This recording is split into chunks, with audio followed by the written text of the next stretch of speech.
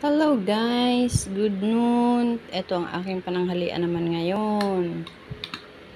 Ang aking dry rice at saka ang palayang mapait. Sobrang pait guys, grabe. Pero okay lang, makakain din naman. Sarap naman to eh.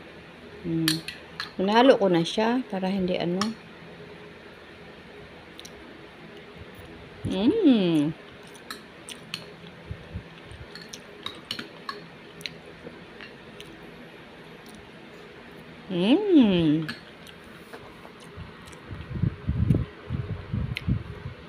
Masarap din naman.